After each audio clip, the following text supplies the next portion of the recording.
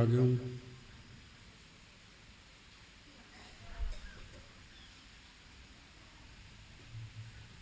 एक बार पुनः हम सभी राम कथा में किष्किंधा कांड में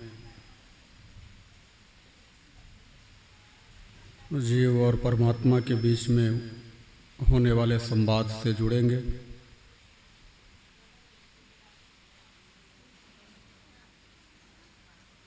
आज राघव सरकार की छठी भी है, तो छठ दमशील बिरति बहुकर्मा निरत निरंतर सज्जन धर्म। तभी आप राघव सरकार की छठी को मना पाएंगे जब आप बहुत सारे कर्मों से विरत होंगे। और कर्मों से विरत होने का अभिप्राय है कि कर्म रूपी वाली को राम की शरणागति प्राप्त करके उसे समाप्त करने का प्रयास किया जाए। जब राम विरत बहुकर्मा कर्म रूपी वाली का वध करेंगे, तब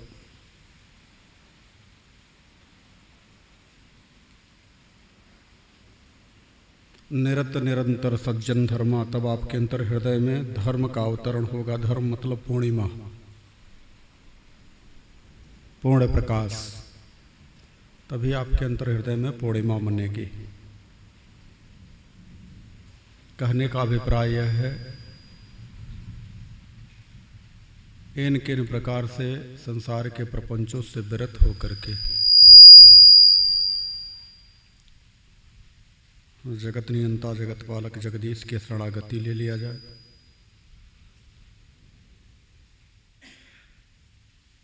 और ये तभी संभव है जब आपके अंतर हृदय में परमात्मा से मिलन की उत्कट उत्कंठा का जागरण होगा। आइए हम सभी मन और वाणी को पवित्र करने हैं, राम कथा में अपने आप को जोड़ने के लिए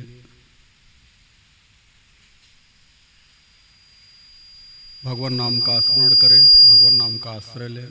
तत्पश्चात राम कथा में प्रवेश पाएंगे। श्री कृष्ण गोविंद हरे मुरारे, हे नाथ नारायण वासुदेव।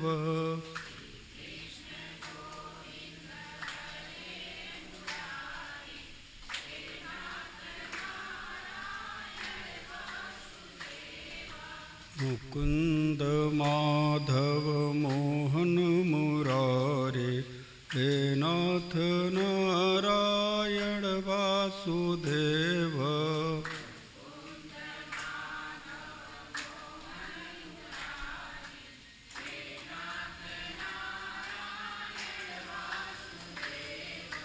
हम हैं तुम्हारे नाथ, तुम हो हमारे, हे नाथ नारायण वासुदेव।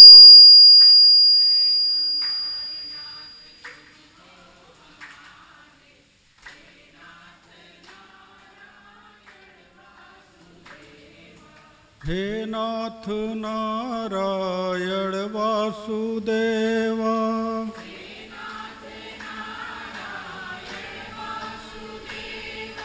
हे नाथ नारायण वासुदेव।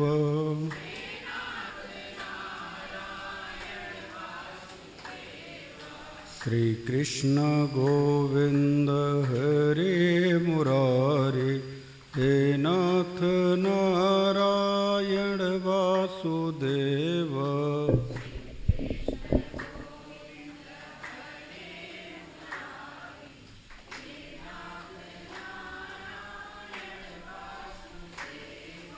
त्वमादिदेवः पुरुषः पुराण,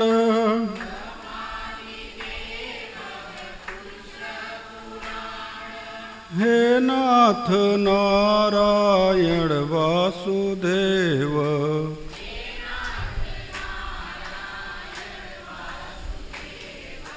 त्वमस्य विश्वस्य परं निधानम् त्वमस्य विश्वस्य परं निधानं हे नाथ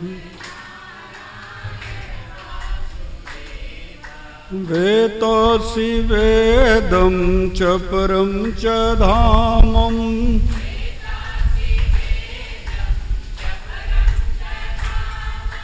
हे नाथ नारायण वासुदेव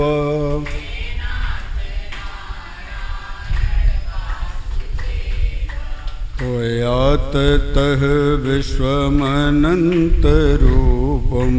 हे नाथ नारायण वासुदेव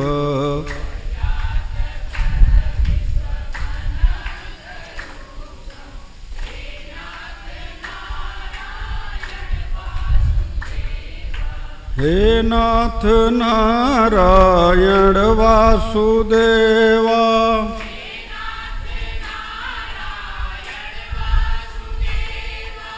हे नाथ नारायण वासुदेवा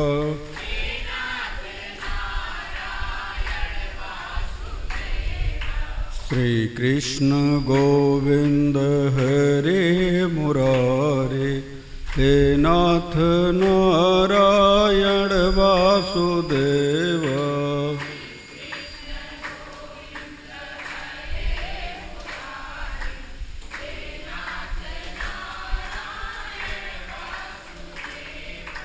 गोविंद मेरी एक प्रार्थना है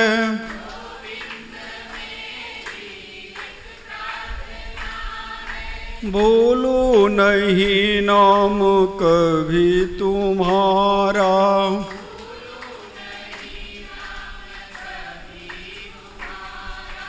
निष्काम होके मैं दिन रात गाऊं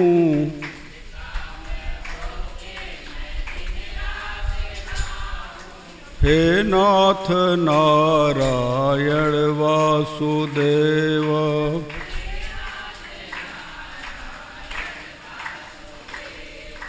श्री कृष्ण गोविंद हरे मुरारे हे नाथ नारायण वासुदेव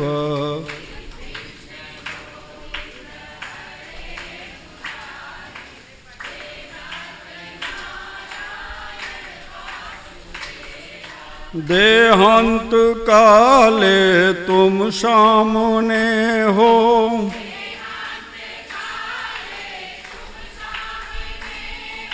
मुरली बजाते मन को लुभाते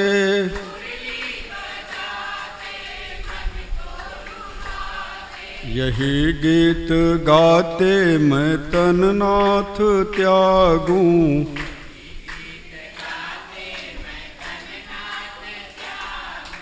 हे नाथ नारायण वासुदेवा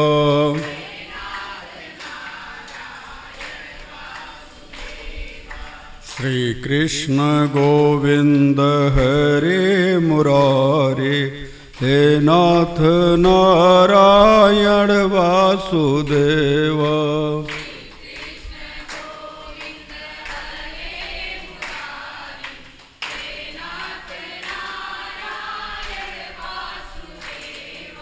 हे नाथ नारायण वासुदेव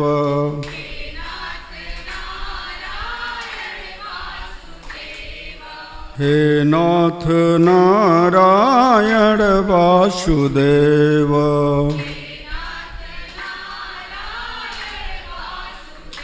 बोलो नंद गौड़ ब्रह्मांड नायक परमदत्त परमात्मा की जय जय राम कथा जय श्री राम कथा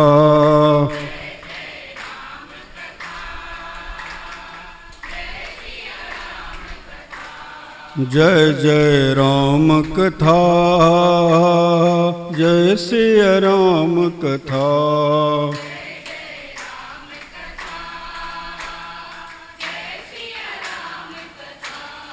कथा श्रवण कर मिट जाती है, कथा श्रवण कर मिट जाती है।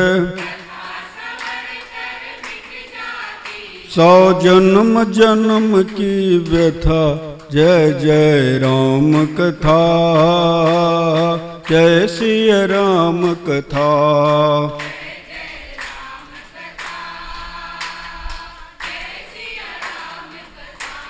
राम कथा कलि कामद गाई, सुजन सजीवन मोर सुहाई। बुध विश्राम सकल जन रंजन, राम कथा कलि कलु सब भंजन। तेरा परमारथ बन जाए, मेरा परमारथ बन जाए। सिर नारद के जथा, जय जय राम कथा, जय सिया राम कथा।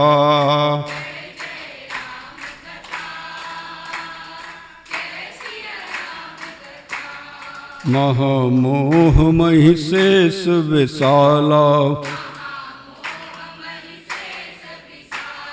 राम कथा कालिका कराला। राम कथा शशि किरण समाना, संत चकोर करई जहि पाना। गा कर तू भी अमर हो जाए, पाकर तू भी अमर हो जाए। श्री हनुमंत जथा, जय जय राम कथा, जय सिया राम कथा।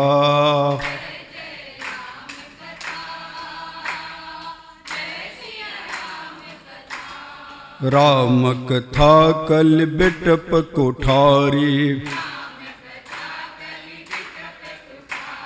सादर सुनु गिरिराज कुमारी। राम कथा सुंदर करतारी, संशय विहंग उड़ावन हारी। तेरा सब संशय भागेगा, मेरा सब संशय भागेगा। माँ पार्वती के जथा, जय जय राम कथा, जय सिया राम कथा।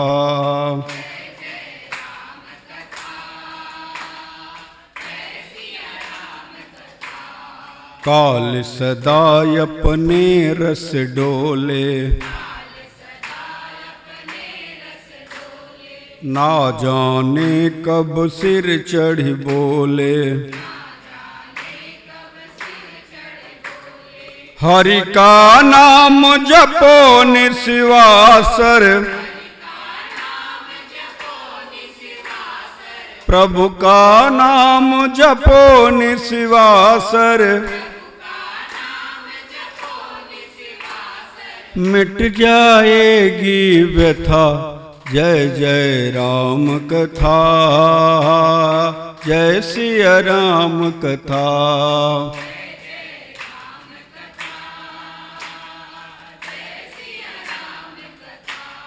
कथा श्रवण कर मिट जाती है, कथा श्रवण कर मिट जाती है। सौ जन्म जन्म की व्यथा, जय जय राम कथा, जय सिया राम कथा।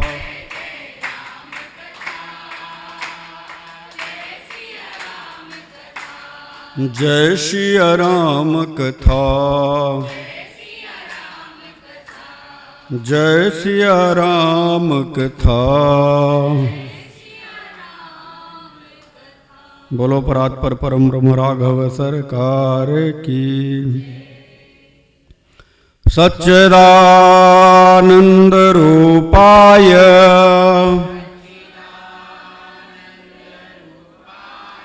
विश्वोत्पत्त्यादि हेतवे तापत्रय विनाशाय श्री कृष्णाय वयं नमः।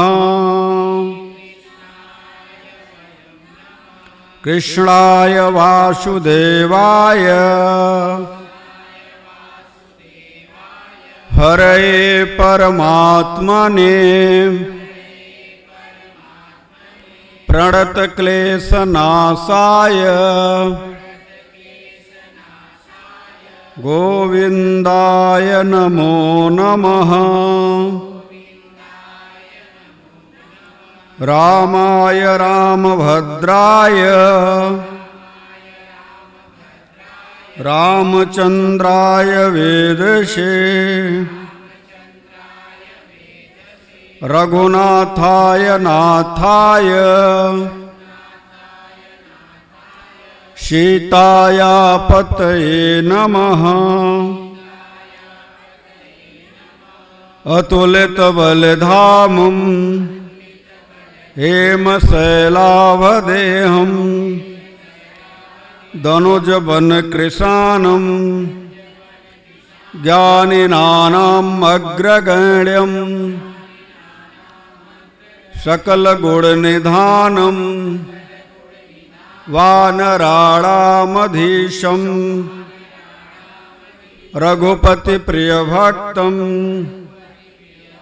वातजातं नमामि।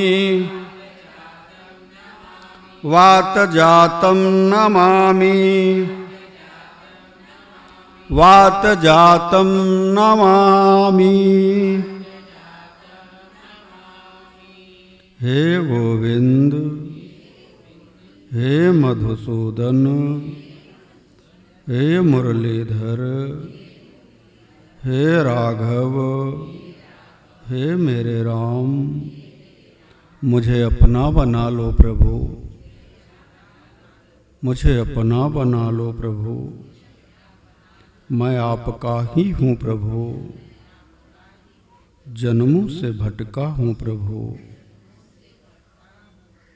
मुझे अपना बना लो प्रभु, मुझे अपना बना लो प्रभु। हरि ओम।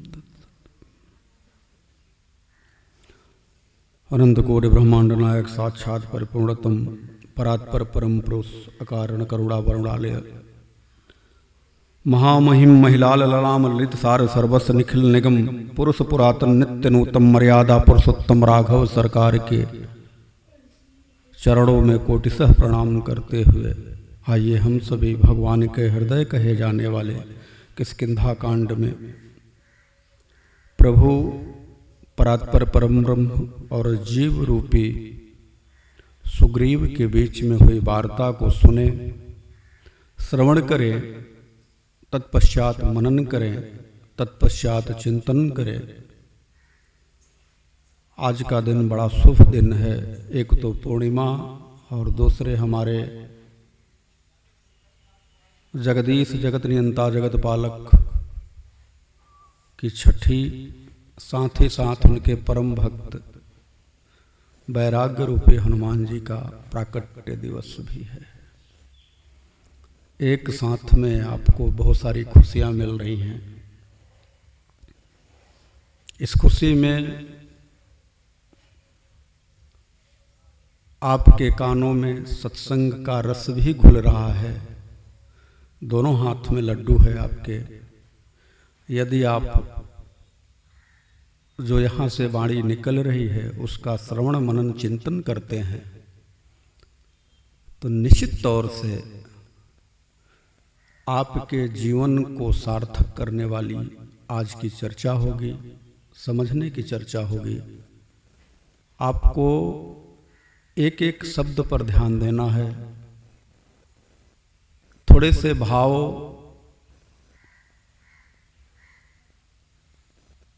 कुछ स्तर पर लौकिक होंगे, कुछ स्तर पे आध्यात्मिक होंगे, कुछ स्तर पे तात्विक होंगे। ऐसा मैं आज क्यों कह रहा हूं? ये जो रामचरितमानस है ना, वस्तुतः यह रामचरितमानस भगवान शंकर जी के द्वारा रच महेश निजमानस राखा। तो भगवान शिव ने अपने तीनों नेत्रों से इसका अवलोकन किया है। एक नेत्र जो व्यवहारिक जगत को प्रतिपादित करते हैं, एक नेत्र जो आध्यात्मिक जगत को प्रतिपादित करते हैं, और भगवान का एक नेत्र जो तत्व को प्रतिपादित करता है। इसलिए रामचरितमानस को समझने वाले लोगों को तीन नेत्र वाले भगवान शिव की वंदना करनी चाहिए, और उस भगवान शिव की वंदना करनी चाहिए जो निजम निर्गुणम निर्विकल्पम नरेहम चिदाकाशमाकाशवासम भजे। तभी यह रामचरितमानस समझ में आएगी। कहाँ मिलेंगे भगवान शिव, कहाँ मिलेंगे शंकर? तो वंदे बोधमयम नित्यम गुरुम शंकर रूपिणो। हाँ, अब बात अलग है कि हम तर्क का कुतर्क करें, बात कुछ और है, समझे कुछ और, तो वो हमारे समझ की अपनी स्थिति हमें कितना हमारे अंदर प्रभाव डालती है तो हम ही समझ सकते हैं।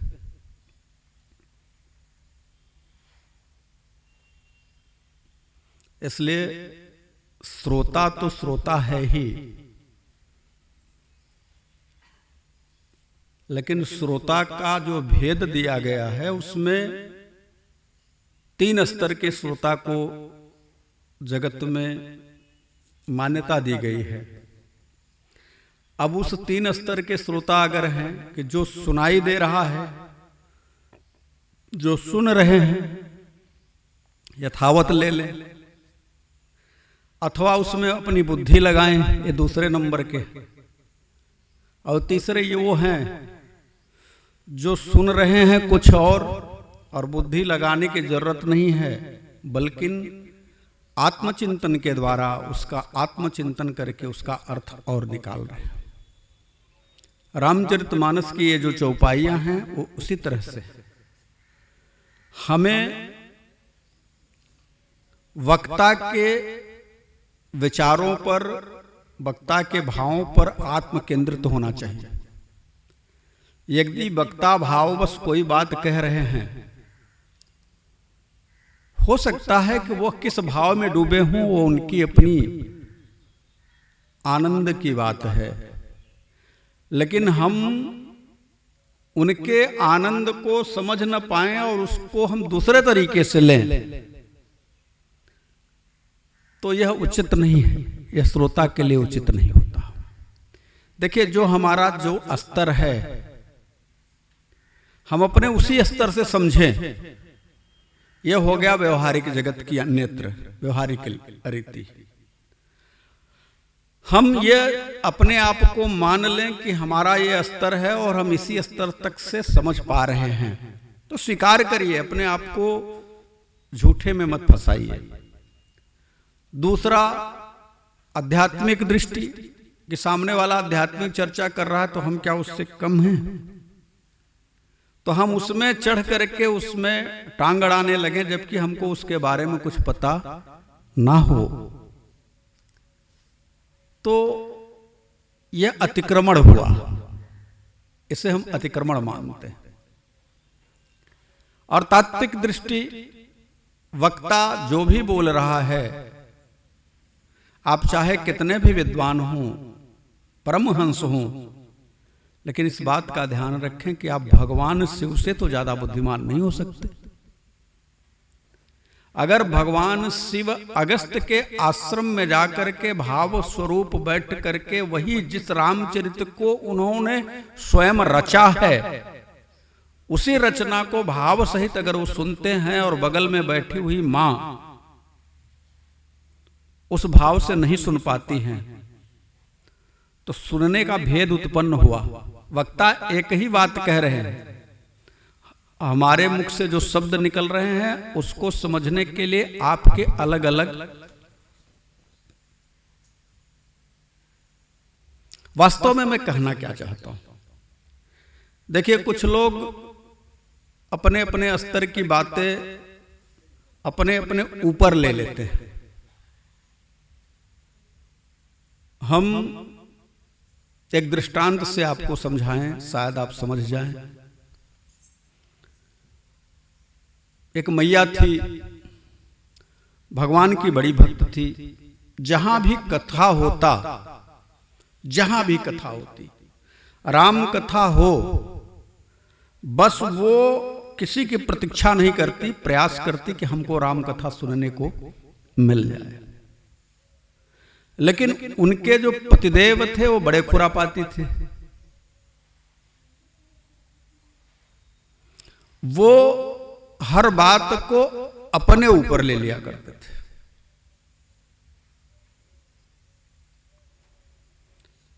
अब ये संजोग कहा जाए या जो भी आप समझ लें, मैंने कहा ना कि अब समझने की अपनी अपनी रीति क्या है। वो एक नेत्र उनको नहीं था,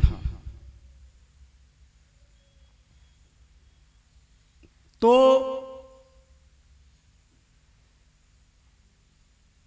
एक ही नेत्र था, तो लोग उनको समाज में थे तो बड़े सम्मानित, लेकिन लोग जो है उनको कहीं आड़े बीड़े जो है वो जो शब्द कहा जाता है वही बोल दिया करते थे व्यवहारिक जगत में। तो भगवान की कथा सुनने नहीं जाते। पत्नी ने बड़ा निवेदन किया कि चलिए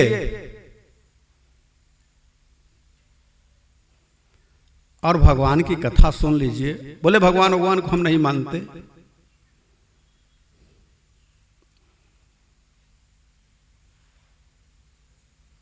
तो बोले कि ठीक है, आप नहीं मानते, धीरे धीरे आप कथा सुनेंगे तो मानने लग जाएंगे। पत्नी के बार बार निवेदन करने पर तो कथा सुनने के लिए गए। अब प्रसंग चल रहा था प्रभु की कथा सुनने का, बालकांड का प्रसंग था। व्यास जी बैठे थे गद्दी पर, बहुत सारे लोग थे। वहां एक चौपाई आई, आप सबको भी याद है वो चौपाई। जिन हरि कथा सुनिए नहीं काना, जिन हरि कथा सुनिए नहीं श्रवण रंध्र यही भवन समाना, श्रवण रंध्र। अब जैसे ही आकर के बैठे, दिमाग तो कुछ चलता ही था, ज्यादा चला दिए। बोले देखो तुम लेकर के हमको आई और ये हमारे ऊपर ही बोल गया पंडितवा। जिन हरि कथा सुनिए नहीं काना, जो काना है वो हरि कथा नहीं सुनता। अब तो उखड़ पड़े अपने पत्नी के ऊपर और इतना कह करके तिलमिलाए पंडित जी के तरफ कि हम इसको छोड़ेंगे नहीं। ये हमको ही। अच्छा, कुछ देर के बाद उठे और वहां से पत्नी तो कथा सुन करके गई, और घर पे जब गए तो पत्नी को बोले कि अब तुम कल से कथा सुनने नहीं जाओगे। और उनके जो कुछ दुष्ट मित्र थे वो भगवान का जो निरादर करने वाले लोग थे, वो उनके पास आकर के बैठ करके भगवान के बारे में उल्टा सीधा कहना शुरू किए। तो पत्नी ने मनाया और कहा कि देखिए आप ऐसा न करिए, अरे कभी कभार इस तरह की बातें हैं, चलिए कल चला जाए, हम लोग कल भगवान शिव माता पार्वती को अच्छे अच्छे उपदेश दे रहे हैं, एक भी उपदेश अगर अंदर उतर गया तो आपका कल्याण हो जाएगा। चलो अच्छा, तुम्हारे कहने से चलता हूं, लेकिन अगर आज कुछ हमारे बारे में बोला तो ठीक नहीं होगा। आए और संजोग बैठा ऐसा कि फिर एक चौपाई आ गई। हरिहर निंदा सुनई जो काना, हरिहर निंदा होई पाप गो घात समाना, होई। अब उनके मित्र लोगों ने कल हरि और हर की निंदा करी, और यहां पंडित जी वही बात बोल गए कि हरिहर निंदा सुनई जे। अब वो अपने ऊपर ले लिए कि बस करो, ये हम ही को कह रहा है। अब पंडित जी का कहने का, व्यास जी के कहने का अर्थ तो कुछ और है, तात्पर्य तो कुछ और है, भाव तो कुछ और है, लेकिन हमने कहा ना कि चर्चाएं जब हो तो उसको किस स्तर पर लेना चाहिए, ये हमारे बुद्धि, हमारे विवेक, हमारी क्षमता के ऊपर निर्भर होता है। पत्नी से बोले कि आज के बाद तो मैं नहीं आऊंगा, लेकिन मैं पंडित को देख लूंगा। पत्नी गई घर, पंडित जी को प्रणाम किया और कहा, प्रभु हमारे पति को आप ही मना सकते हैं, उनको समझा सकते हैं। पंडित जी ने कहा क्या हुआ है? कहें थोड़ा वो भगवान का भजन नहीं सुनते और हमारी बात नहीं मानते। अब हमारी बात नहीं मानते, ऐसा जब पत्नी ने कहा, और तीसरे चौथे दिन का प्रसंग था, 2 दिन नहीं गए, चौथे दिन के प्रसंग में बाली प्रसंग आ गया। बाली सुग्रीव का प्रसंग था। बाली को सुग्रीव ने ललकारा, और सुग्रीव की ललकार पर बाली युद्ध करने के लिए, सुग्रीव के साथ युद्ध करने के लिए गया, और भगवान ने पीछे से उसको बाण मारा और वो धराशाही हो गया। तो भगवान से वो प्रश्न करता है, भगवान से कि मैं बैरी सुग्रीव पियारा, मैं बैरी सुग्रीव कारण कवन नाथ मोहि मारा, कारण कवन। प्रश्न बाली ने किया, अभी आगे की चर्चा में आएगा। तो भगवान उसको समझाते हुए, उस दिन का प्रसंग है, भगवान उसको समझाते हुए कहते हैं कि तुम्हारी पत्नी ने जब तुम्हें रोका कि साक्षात परम तत्व तो परमात्मा है, तुम्हें उनसे युद्ध करने के लिए, वो साथ में सुग्रीव के हैं, नहीं जाना चाहिए, तो वो चौपाई एक बन करके आई। और इसके पहले क्या हुआ कि वो जो भाई साहब थे उनकी पत्नी ने उनको समझाया था, लेकिन वो अपनी पत्नी की बात पर, रिक्वेस्ट पर तैयार नहीं हुए। बहुत निवेदन करने पर उस दिन वो आए, बहुत निवेदन करने पर, बार बार हाथ जोड़ी कि नहीं आज चल दीजिए, आज जो है बाली के वध का प्रसंग है। जीव और परमात्मा के बीच में एक वार्तालाप है, उसको सुनिए और बाली का वध होगा, बहुत अच्छा लगेगा, आप चलिए, आप तो चल दीजिए।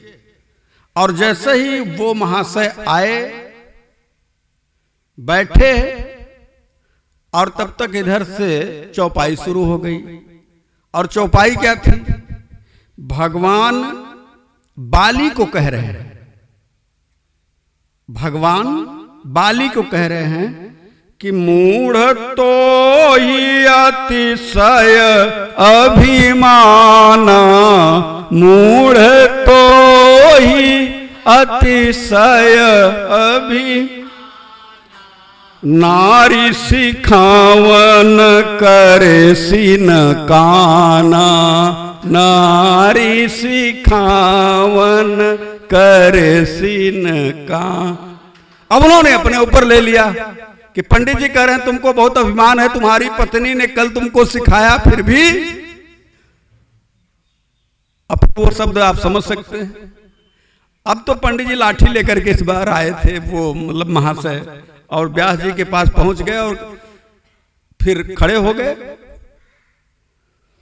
अब जब खड़े हो गए कि आज जो है हम वारा न्यारा करके जाएंगे, तो लोगों ने पकड़ा। अभी तक पंडित जी को नहीं मालूम है कि आखिर का बात क्या है। पत्नी लिवा करके गई, राम कथा चल रही है। अब छठा दिन है, पत्नी को भी मना कर दिया गया कि नहीं, अब तुम नहीं जाओगे। वो हमको ही टारगेट करके बार बार चौपाई बोलता है। तो पत्नी ने कहा अच्छा चलिए ठीक है, आज आप चलिए, कि हम इसी शर्त पर जानेंगे कि हमारी तो नाक उसने काट दी सभा में, इतने लोगों के बीच में। पत्नी ने कहा तुम्हारी नाक कहाँ कटी है? तो कह नहीं नहीं हमारी नाक काट दी, आज हम कटार लेकर के चलेंगे, और अगर कुछ बोला तो हम उसकी नाक काट देंगे। और सुंदरकांड का प्रसंग चल रहा था, और सुंदरकांड के प्रसंग में रावण द्वारा भेजे हुए गुप्तचर जो शुक और सारंग थे, तो उनको बंदरों ने पकड़ रखा था और बहुत पिटाई कर रहे थे। और वो लोग राम की दुहाई देने लगे, और वहां एक चौपाई बनी थी कि जो हमार हर नासा काना, जो हमार हर तै को सलाधीश कैयाना, तै को सलाधीश। पंडित जी से वो सेठ जी बोले कि देखा ना, हम चाकू लेकर के आए हैं ना, और पहले से चिल्ला रहा है कि जब हमार हर नासा, अगर हमारा नाक काटोगे तो आगे क्या बोल रहा है, तय कौशलाधीश का आना। ये राम की शपथ ले रहा, लेकिन हम इसको छोड़ने वाले। तो हमारे कहने का अभिप्राय है कि रामचरितमानस को समझने की तीन दृष्टि हो। हम इतने दिनों से आप सबसे चर्चा करते चले आ रहे हैं, इन चर्चाओं में सिर्फ एक ही बात है मूल रूप से, कि किस प्रकार से आपको राम के चरणों से प्रेम हो जाए। कभी हंसाता हूं, कभी रुलाता हूं, कभी प्यार से बैठाता हूं, कभी दुत्कार भी पड़ जाती है, कभी डांट भी पड़ जाती है। इसके पीछे का एक ही रहस्य है, एक ही मेरा स्वार्थ है।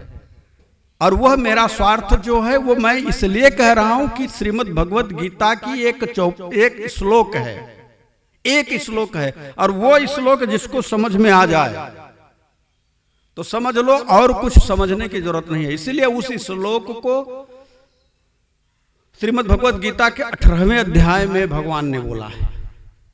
अंत में बोला है कि सर्वधर्मान परित्यज्य मामेकम शरणं ब्रज। सब कुछ पुटांग तू छोड़ करके सिर्फ मेरी शरणागति ले ले। तो क्या करोगे प्रभु? अहम त्वाम सर्व पापेभ्यो मोक्षस्यामि मा शुच। मैं तेरे समस्त पापों का नाश करके बदले में तुझे अपना बना लूंगा, अपने जैसा बना दूंगा। क्योंकि आपको पता ही होगा कि वैकुंठ में नारायण के सदृश से ही नारायण के भक्त भी रहते हैं। दूर से कोई पहचान नहीं सकता कि कौन नारायण है और कौन नारायण के भक्त हैं। एक श्रीवत्स चिन्ह है जो प्रभु के हृदय में विराजमान है, जिसके कारण ही नारायण को लोग पहचान पाते हैं। कहने का अर्थ है कि प्रभु कहते हैं कि मैं तुझे अपने सदृश ही, अपने जैसा, अपना ही बना लूंगा। तो इतना सारा कुछ बोलना, लिखना, कहना, सुनना, सुनाना, उसके पीछे सिर्फ मेरा एक तर्क है, एन केन विधि से प्रभु के चरणों से आपका प्रेम हो जाए। इतना बड़ाई, इतना बड़प्पन, इतनी चर्चा, इतना हंसा करके, बुला करके, प्रेम से, भाव से, क्रोध से, डांट से, डपट से, जो भी शास्त्र सम्मत बातें हैं, उनसे कभी कभी अशास्त्रीय बातों की भी चर्चा करके कि किस प्रकार से आपका मन राम चरण में लग जाए। इसके बाद भी यदि आपका प्रेम प्रभु से नहीं हो पा रहा है तो राख में हवन करने जैसा है। ऐसे समझो जैसे एक कन्या की शादी हो और माता पिता लाखों रुपया खर्च करके विवाह संपन्न कराएं, हजारों लोग भोजन पाएं, दहेज में बहुत कुछ दिया लिया जाए, बहुत सारी चीजें हों, लेकिन कन्या में और उसके पति में प्रेम न बन पाए तो आप सब बताओ कि वो फिर शादी जो लाखों रुपया खर्च करके की गई, क्या मतलब निकला? वो तो राख में हवन करने जैसा है। राख है, अग्नि नहीं है, राख है। आप उसमें हवन करेंगे तो एक भी जला नहीं, आपको उसका फल जो प्राप्त होना था वो मिला नहीं। हमारे कहने का मतलब यह है कि इतना सारा सब कुछ, इतनी सारी चर्चा, इतना सारा दृष्टांत, इतना सारा उदाहरण यदि आपके सन्मुख घंटे 2 घंटे बैठ करके स्वास्थ्य, शरीर में स्वास्थ्य सही हो ना हो, फिर भी आपको प्रभु के साथ जोड़ने का यदि प्रयास किया जा रहा है तो इसके पीछे आप सोचिए ना कि ये प्रभु की कितनी बड़ी कृपा आपके ऊपर है कि नाना प्रकार से आपको समझा करके प्रभु अपना बनाना चाहते हैं, और फिर भी यदि आप उनके नहीं बन पाए, नहीं हो पाए, और फिर आप कहें कि भगवान जो करता है, भगवान गलत किए, भगवान ऐसा किए। भगवान सर्वथा सही करते हैं। यह बात यदि आप अच्छी तरह से जान लें कि भगवान के मार में भी प्यार जो देख ले, भगवान के मार में प्यार जो देख ले वही भक्त है। भगवान को कभी दोष न दे। दोष युक्त हम हैं, परमात्मा नहीं है। जब जिसमें दोष होता है वही अपूर्ण होता है, और हमारे परमात्मा पूर्ण है। उनके लिए आप श्लोक गाते हैं ना, ओम पूर्णमदः पूर्णमिदं पूर्णात् पूर्णमुदच्यते पूर्णस्य पूर्णमादाय पूर्णमेवावशिष्यते। वो पूर्ण है। अपूर्ण कौन है? हम सभी हैं। तो हम अपूर्ण हैं, और उस अपूर्ण स्थिति में हम सबको अपूर्ण ही देखना शुरू करें और पूर्ण परमात्मा में भी हम अपूर्णता खोजना शुरू करें, भगवान को दोषारोपण करें, ये उचित नहीं है। भगवान समदर्शी हैं, समदर्शी इच्छा कछु नहीं। भगवान को किसी भी प्रकार की कोई जरूरत नहीं है, वो तो आपके कल्याण के लिए हर समय प्रयासरत रहते हैं कि यह जीवात्मा माया के प्रपंच को पार करके मुझ परमात्मा के साथ जुड़ जाए। इसीलिए हम जैसे बहुतेरों को संसार में किसी न किसी रूप में भेज करके आप सबके सामने बैठा करके अपनी गाथा, अपनी चर्चा, अपनी लीला का गायन करवाते रहते हैं कि कोई भी एक बात आपके कान में पड़ जाए, कोई भी एक बात आपके हृदय में उतर जाए, कोई भी एक बात आपके विचार को बदल दे। बस एक बात से ही आपके विचार में परिवर्तन हो सकता है। आप सिर्फ संयम पूर्वक कथा को सुनने का प्रयास करें। अब आप अपनी अगर बुद्धि लगाते हैं तो कथा नहीं सुन पाएंगे। आप मन, क्रम, वचन, छाड़ी, चतुराई, ये चालाकी छोड़ दीजिए। क्यों इतनी सारी बात हमें कहनी पड़ रही है? आज की कथा में वही है।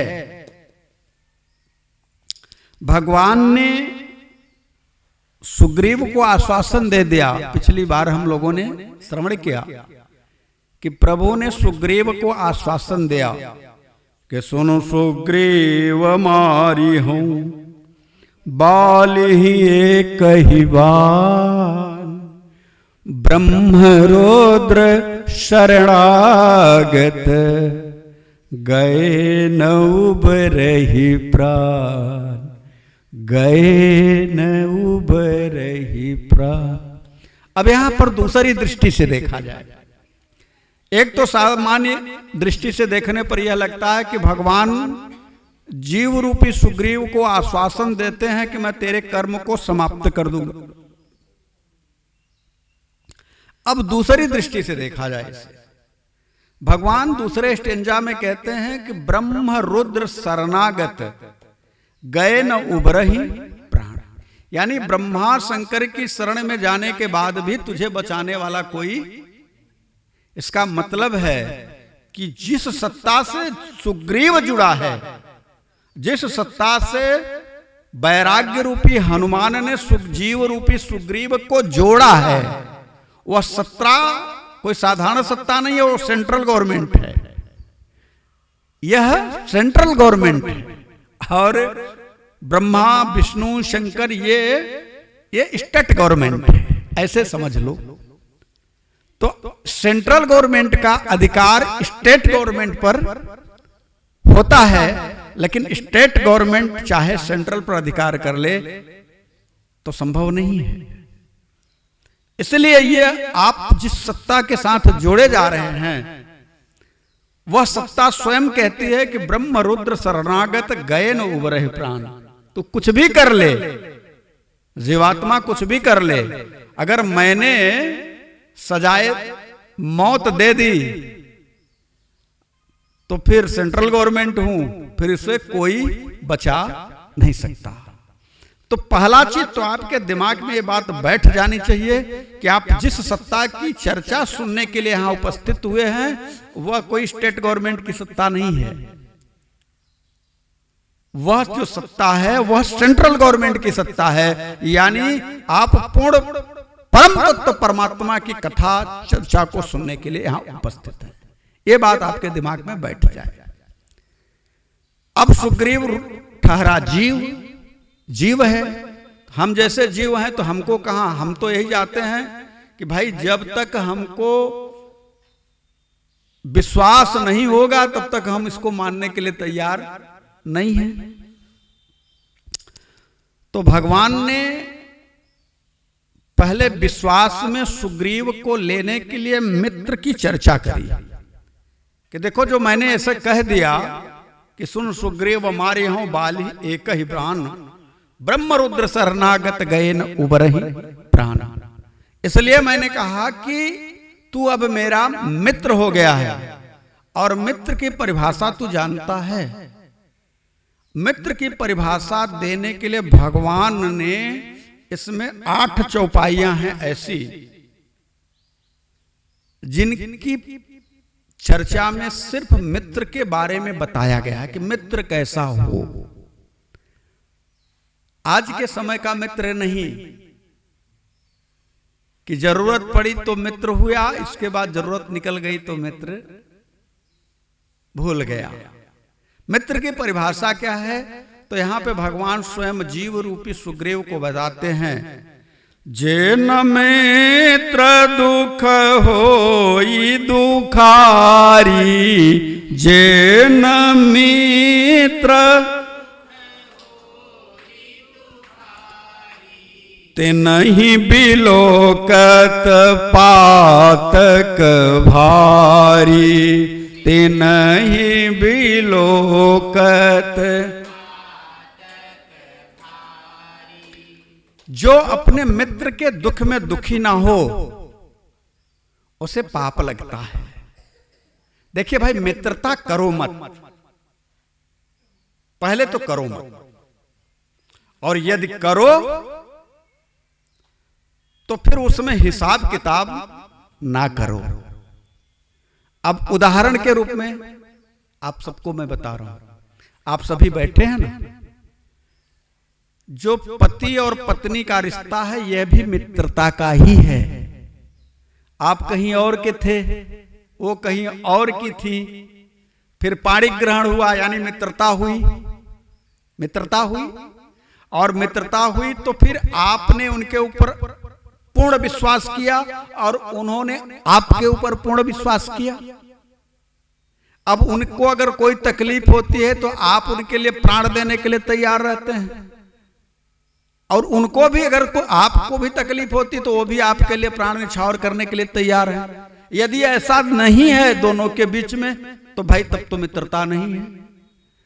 अब धर्मपत्नी जी आपके जेब से 10,000 रुपया लेकर के मॉल में चली जाएं तो क्या आप हिसाब मांगते हैं? अरे ले गई ले गई, तो खर्च करके आ गई, हिसाब नहीं लिया। क्यों? क्योंकि आपकी मित्रता है, प्रगाढ़ मित्रता है, एक दूसरे के प्रति प्रेम है। आपने भी जरूरत पड़ने पर उनसे बहुत सारी चीजें को यूज किया, उन्होंने आपको सौंप दिया कि ये चीज आप ले जाइए, इसका प्रयोग कर सकते हैं आप, जो भी है। वो क्यों दिया? किसी दूसरे को तो नहीं दे सकती वो चीज। इसका मतलब है कि आपकी मित्रता में कभी भी एक दूसरे की ओर शक के निगाह से ना देखा जाए, वही मित्रता है। और अगले के दुख को, कैसा दुख कहा, एकदम मिट्टी के रज के समान अगर उसको दुख है तो उसके दुख को पहाड़ समझ लिया जाए, और अपने पहाड़ जैसे दुख को रज के समान समझ करके उस मित्र के दुख को दूर किया जाए, अपना दुख।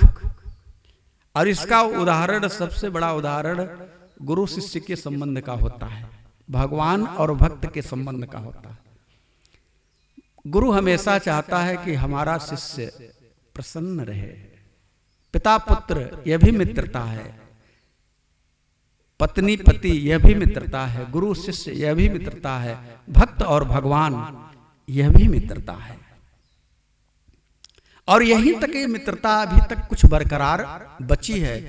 बाकी के लोगों की मित्रता तो मैं समझता हूं कि स्वार्थ की मित्रता है। स्वार्थ की मित्रता यदि है तो उससे दूरी बना लो, सीधे सीधे कह दो भैया हम आपके लायक नहीं हैं। मित्रता कैसी हो? तो मानस कहती है, देत लेत मन संकन धरई, देत लेत बल अनुमान सदा हित करई, बल अनुमान सदा हित कर। आपका मित्र है, बेटी की शादी कर रहा है, पता लगा कि उस समय आपके जेब में, आप मित्र की बेटी की शादी में 1 लाख 2 लाख 5 लाख आप जेब में लिए हैं। मित्र ने बाकी की चीजों को अपने स्तर से देखा, सारी चीजें अपने स्तर से वो देख रहा है, लेकिन पता लगा कि टेंट वाला आया और बोला कि कहाँ हैं, वो मिल नहीं रहे हैं, मुझे जाना है। और वो भाई साहब आपके मित्र कहाँ हैं, मुझे जाना है और पैसा चाहिए था। तो मित्र का परम कर्तव्य, भैया तेरा पैसा कितना हुआ? अरे बोला 80,000 रुपया है। अच्छा ठीक है, उसको छोड़ना तू। और निकाल करके अपने जेब से दे दिया। टेंट वाला गया, मित्र आया, पूछा कि अरे वो टेंट वाले का पैसा देना। हो गया है, हो गया है। फिर उस मित्र ने भी पलट करके उस मित्र से नहीं पूछा कि कितना हुआ, क्या दिया, कब तुझे मुझे देना है, कैसे दे, कच्छ नहीं।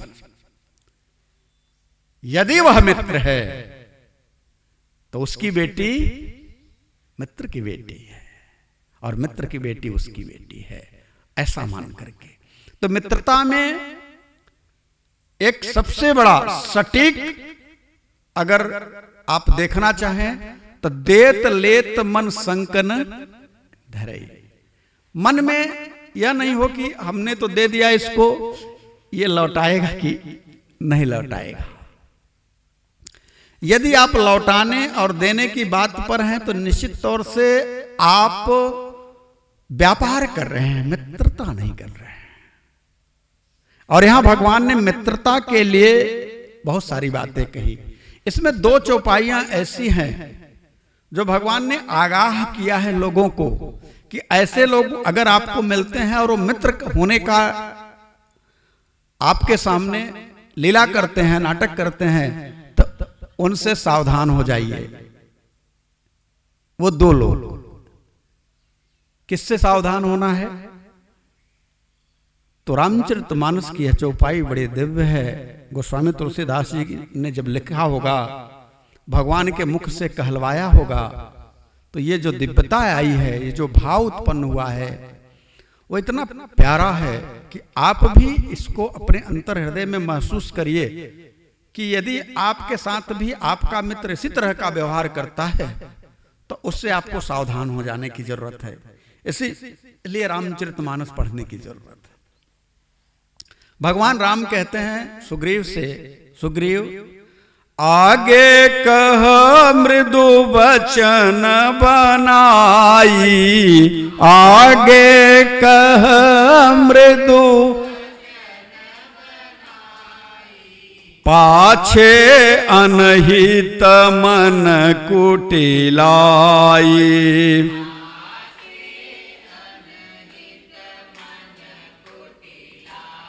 जाकर चित यही गति सम भाई,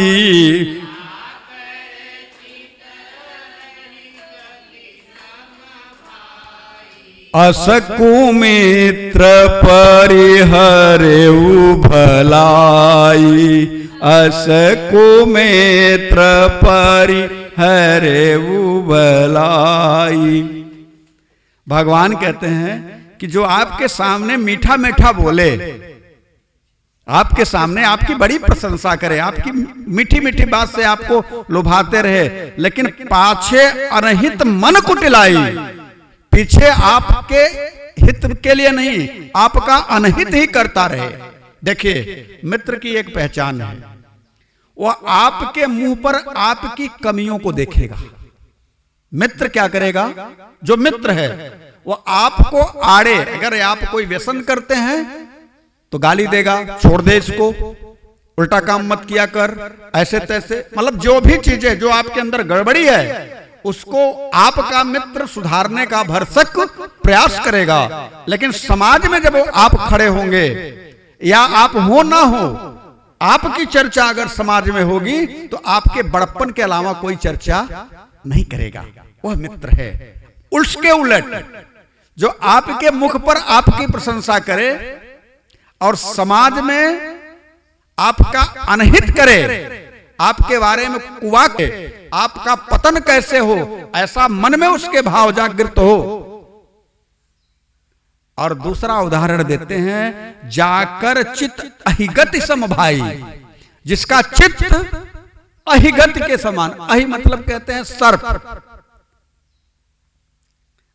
वाह, गोस्वामी तुलसीदास जी की ये चौपाई आप सुन करके आप रोमांचित हो जाएंगे कि कहते हैं जो सर्प की चाल से चलता हो, यानी आपके पीठ पीछे टेढ़ा मेढ़ा हो, मतलब आपके लिए सही ना हो, लेकिन सामने पड़े, जैसे ही बिल दिखाई देती है बिल, तो क्या करता है सर्प, सीधा हो जाता है। तो उसी तरह से जैसे ही आप सामने दिखाई दें तो वो सीधा हो जाए, और आपके पीछे पीछे बुराई करता रहे, आपके पीछे पीछे पूरी बुराई करता रहे, लेकिन आपको देखे तो सीधा हो जाए।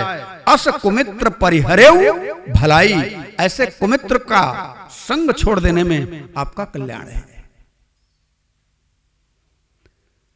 इस प्रकार से भगवान ने 8 चौपाइयों में मित्र की पहचान सारी कुछ बताई, और अंत में कहा सखा सोच त्यागहु बल मोरे, सखा सोच त्यागहु बल मोरे, सब विधि घटब काज मैं तोरे, सब विधि घटब। भगवान ने कहा मित्र, आपका दुख मेरा दुख, अब मैं हर प्रकार से आपके लिए पूरी तरह से दृढ़ निश्चय करके हूं, और अब आप पूर्ण रूप से निश्चिंत हो जाओ। मैं ऐसा मित्र हूं कि हर प्रकार से आपके लिए कुछ भी करने के लिए तैयार हूं। अब देखिए, जीव को भगवान यही बात कहते हैं, जीव भगवान के सामने होता है तो भगवान यही कहते हैं कि सर्वधर्मान परित्यज्य माम एकम शरणम भज। लेकिन जीव क्या कहता है, कैसे विश्वास कर लूं, कैसे विश्वास कर लूं। और न विश्वास करने की स्थिति पर जीव प्रश्न कर बैठा भगवान से।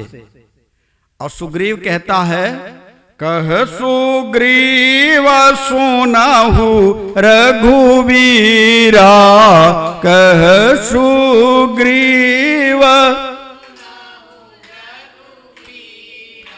बाली महाबल अति रणधीरा, बाली महाबल अति रणधीर। भगवान आप कह रहे हो ठाकुर मैं मानने के लिए तैयार हूं, लेकिन मैं जानता हूं कि बाली कौन है। वह है कौन? कहा पहले तो महाबली है और दूसरे ब्रह्मा का वरदान भी है, आधा बल दूसरे का भी ले लेता है, और अति रणधीरा, रण में उसके समान कोई दूसरा नहीं है। इसलिए मैं एक बात कहूं,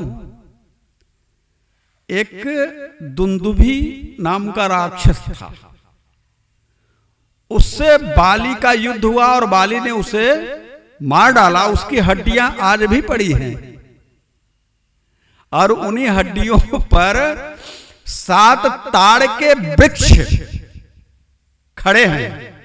और किसी संत ने कहा है कि जो एक बाण से इन 7 ताड़ के वृक्षों को धराशायी कर देगा वही बाली को मार सकता है। और यदि जितना सब कुछ आप ये कह रहे हैं ना, तो भाई हमको विश्वास तभी होगा जब आप 7 ताड़ के वृक्ष को मार गिराएंगे। अब चलो तीसरे नेत्र से देखा जाए भगवान के कि ये 7 जो ताड़ के वृक्ष हैं वो क्या है। देखिए, साधक की जब परमात्मा से एक रूपता गुरु की कृपा से होने लग जाए तो 7 साधना की 7 सीढ़ियां, ये जो 7 सीढ़ियां साधना की हैं, इन 7 सीढ़ियों को जब तक जीवात्मा पार नहीं कर लेता तब तक वो पूर्णात्मा उस पूर्ण परम ब्रह्म को प्राप्त नहीं कर सकता। वो चाहे कितना भी हो, कैसा भी हो, उस परात्पर परम ब्रह्म को नहीं प्राप्त कर सकता। और ये 7 सीढ़ियां कौन है? पहली सीढ़ी है शुभेच्छा की, आपके मन में शुभ की सुविचारणा, इच्छा हुई तो विचार बने। तीसरी है तनुमानसा, अब मन में संकल्प की भावना हो कि नहीं अब हम आगे बढ़ेंगे। और फिर जब आगे बढ़ने की इच्छा हुई तो हमारा जो अधो की स्थिति थी, अधम की स्थिति थी, जो असत्य की स्थिति थी, वो सत्य को जानने के लिए उत्कंठा जागृत हुई और सत्वापत्ति की भावना, यानी सत्य को जानने की उत्पत्ति हमारे अंदर प्रबल हुई। और 5वां है असंशक्ति, आप के अंतर हृदय में समाज के द्वारा अच्छे और बुरे जो कर्म हैं, जो वाक्य हैं, जो कुवाक्य हैं, उनको सहन करने की क्षमता यदि आ जाए तो कहा पदार्थ अभावनी, यह 6ठी है। जो संसार के पदार्थ हैं उसको पदार्थ अभावनी, मतलब उस पदार्थ के प्रति आपकी अब रुचि, यह तेरजितः सर्गो ऐसा साम्य स्थितम मन निर्दोषम ही समम ब्रह्म तस्मात् ब्राह्मणी ते स्थिता। और 7वां है तुर्यगा, अब जब इच्छा करिहु मन माही प्रभु प्रसाद कछु दुर्लभ नहीं, यानी मन की सारी इच्छाएं समाप्त हो जाएं, सिर्फ परम तत्व परमात्मा से मिलन की एक ही डोर लग जाए। ये 7 सीढ़ियां जो क्रॉस कर लेता है तो वो उसके मन की स्थिति क्या होगी? वह मन उसका संसार के समस्त जीवात्मा में परमात्मा दिखाई देने लग जाएंगे। फिर वो तड़प उठेगा, वो रोने लगेगा, अरे जितने जीवात्मा हैं उसमें परमात्मा तो दिखाई दे रहे हैं, लेकिन इन जीवात्माओं की दुर्गति भी दिखाई दे रही है कर्मानुसार। भगवान को वो देख नहीं पा रहा है। ऐसे समझ लीजिए कि जैसे कोई अनमोल मणि आपके सामने हो और आप उधर न देख करके पीछे मुंह करके और धन के लिए रो रहे हो, परेशान हो कि हमारे पास कुछ नहीं है। उसी तरह से परमात्मा को तो वह जो इन 7 सीढ़ियों को क्रॉस कर जाता है, वो देखता है कि इसके अंदर परमात्मा है, लेकिन ये रो रहा है। क्यों? क्योंकि परमात्मा को ये जान नहीं पा रहा है और इसकी दुर्गति तय है। इस बात को कबीरदास जी भी कहा। एक दोहा है कबीरदास जी का कि चलती चाकी देख के दिया कबीरा रोए, और 2 पाटन के बीच में साबित बचा न कोई, साबित बचा न कोई। तो जब जीवात्मा इन 7 सीढ़ियों को क्रॉस करके ऊपर की स्थिति में पहुंच जाता है तो उसे संसार का फिर प्रेम प्रपंच, संसारिक जीवात्मा की स्थिति, धन संपत्ति, क्रोध, लोभ, मोह सबको क्रॉस कर जाता है। फिर उसकी इच्छा अब किसी चीज में नहीं रह जाती। अब यही चीज है, ये 7 जो सीढ़ियां हैं, इन्हीं 7 सीढ़ियों को प्रभु की कृपा से ही पार पाया जा सकता है, गुरु की कृपा से ही पार पाया जा सकता है, दूसरा कोई उपाय नहीं है। तो जीव रूपी सुग्रीव के कहने पर भगवान ने बिनु प्रयास रघुनाथ ढहाए, दुंदुभि अस्ति ताल दिखराए, और बिनु प्रयास रघुनाथ ढहाए। ये 7 सीढ़ियां जीवात्मा जगह प्रभु को अपने आप को सौंप दिया तो वो 7 सीढ़ियों को पार कर जाता। अब पार तो हो गया। अब देखो यहां पे अब समझने की बात है, अभी तक कांटे की दुश्मनी है किससे? बाली से, सुग्रीव से।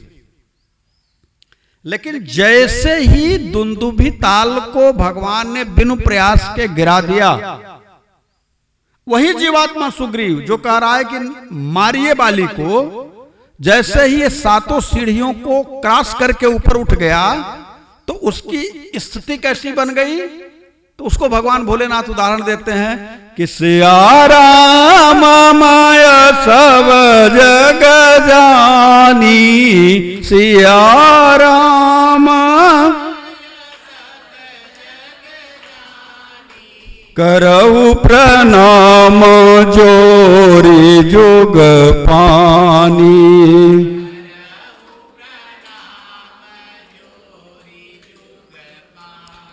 उसको सर्वत्र तब परमात्मा का स्वरूप दिखाई देने लगता, तब किसी से दुश्मनी है कि किसी से प्रेम है, ये सब समाप्त हो जाता है। वही स्थिति यहां पर सुग्रीव की हुई।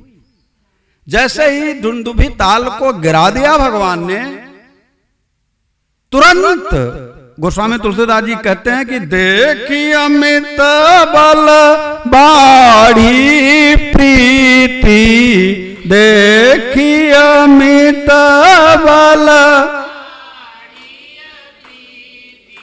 बाली बधवई न भई परतीति, बाली बधव। ये तो भगवान को, ये तो भगवान है, ये तो बाली को मार देंगे, तो विश्वास हो गया। अब क्या, तुरंत वृत्ति बदल गई, और वृत्ति जब बदली तो द्वेष खत्म हुआ। और यहां पर गोस्वामी तुलसीदास जी लिखते हैं, उपजा ज्ञान बचन तब बोला, उपजा ज्ञान नाथ कृपा मन भयउ अलोला, नाथ कृपा। प्रभु आपका स्वरूप देख करके, आपकी सामर्थ्य देख करके अब मेरे मन में कुछ पाने कुछ खोने की इच्छा नहीं रही। अब प्रभु हमारा कोई बैर ही नहीं है, बल्कि उसने कहा कि बाली परम हित जासु प्रसादा, बाली तो मेरा परम हितैषी है। अभी तक दुश्मन था, अब हितैषी हो गया। कैसे? कहा उसी की कृपा से तो मिले राम तुम समन विसादा, उसी की कृपा से तो आप मिल गए प्रभु। अब हमको कुछ करना धरना नहीं है। अब क्या करना है? अब प्रभु कृपा करऊ यही भांति, अब प्रभु कृपा सब तजी भजन करऊ दिन राति।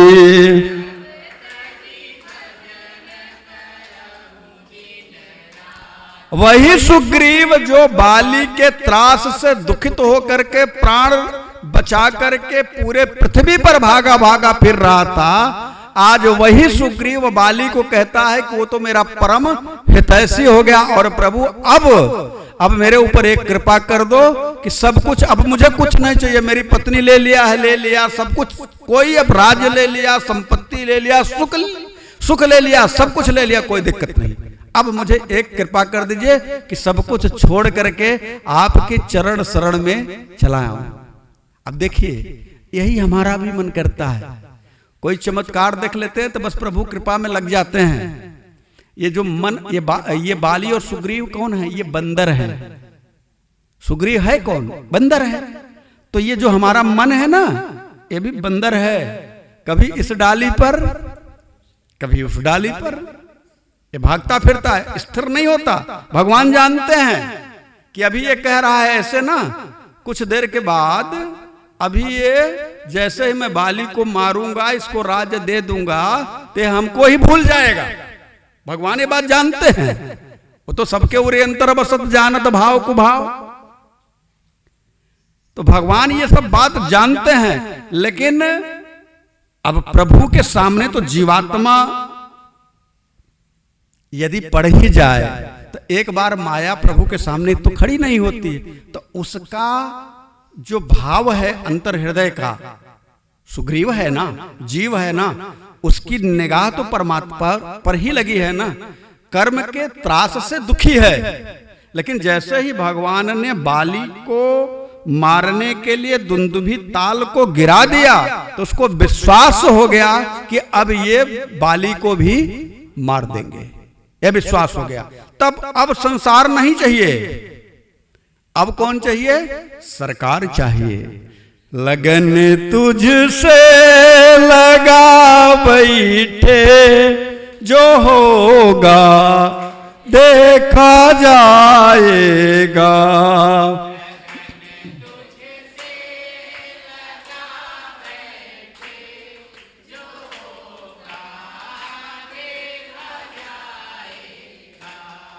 तुझे अपना बना बैठे, जो होगा देखा जाएगा।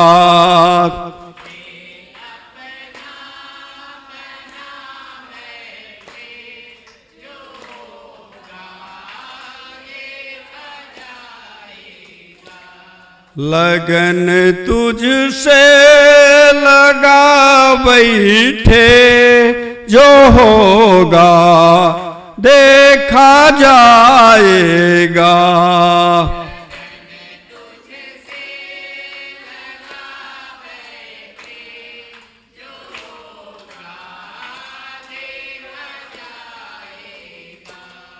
कभी बाली से डरते थे तो छुप छुप आके रहते थे। कभी बाली से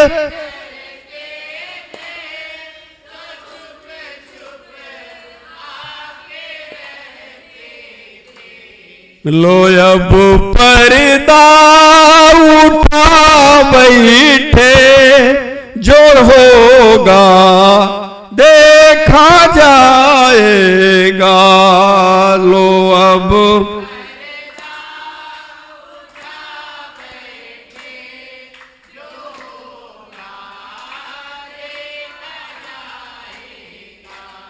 लगन तुझसे लगा बैठे, जो होगा देखा जाएगा।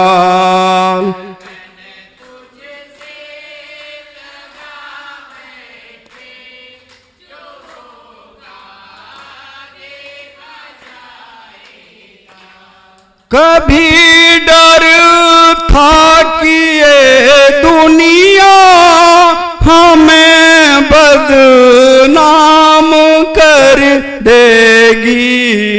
कभी डर था कि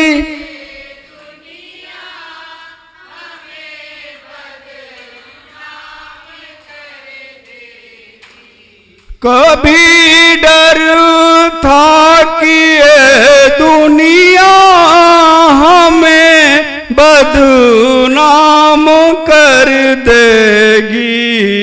कभी डर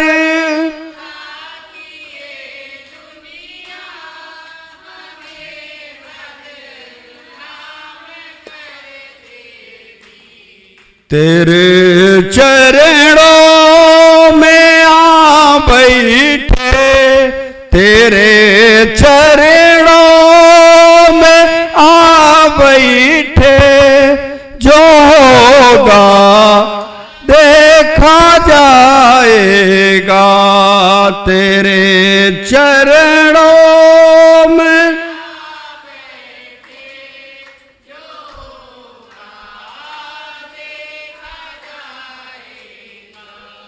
तुम्हें अपना बना बैठे, जो होगा देखा जाएगा। तुम्हें अपना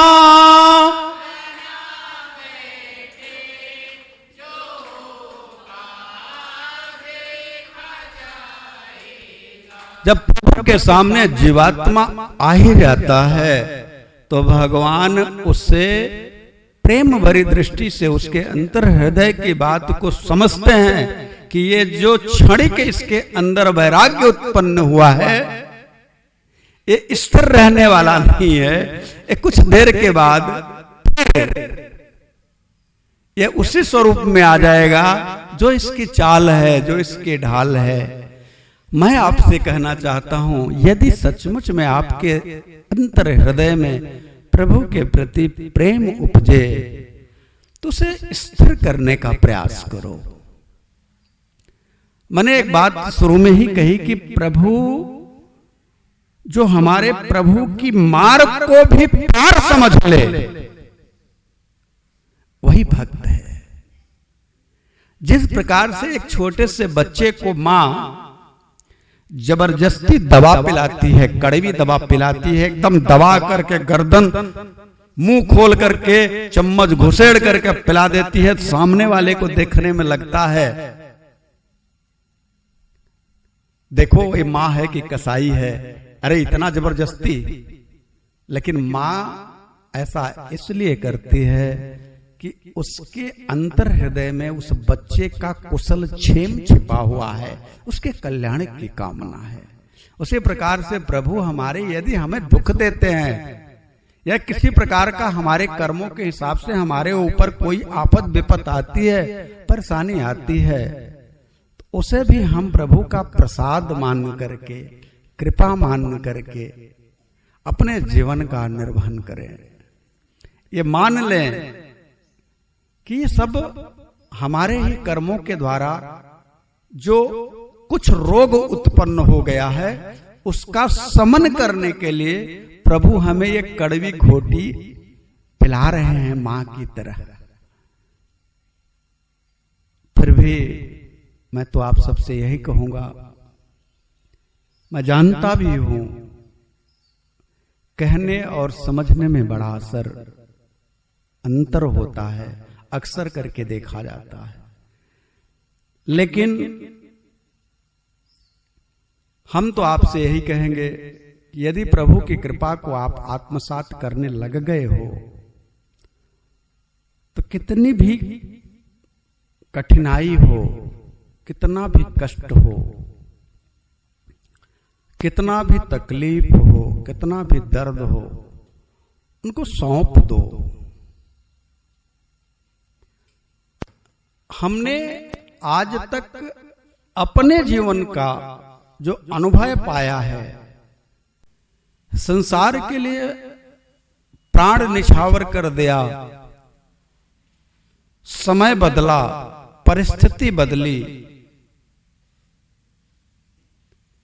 वही जो जिनके लिए हमने प्राण निछावर किए, जिनके लिए अपने प्राणों की बाजी लगा दी, जिनके लिए अपना सुख नहीं देखा, अपना भोजन नहीं देखा, अपना वस्त्र नहीं देखा, अपना वाहन नहीं देखा, वही लोग यदि हमारे उन सारे किए गए कर्मों पर पानी फेर करके हमसे ही प्रश्न करने लग जाएं कि आपने मेरे लिए किया ही क्या है, तो समझ लेना कि यह संसार की यही रीति है, ऐसे ही संसार है।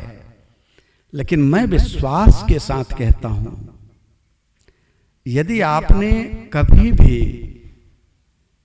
अकेले में हो, सार्वजनिक रूप से हो, किसी भी स्थिति अवस्था में हो, यदि प्रभु का नाम ले लिया ना, तो उस एहसान को प्रभु ढोते हैं।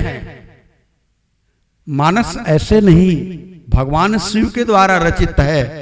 और यह चौपाई भाव कुभावयनख आलसहु, भाव कुभाव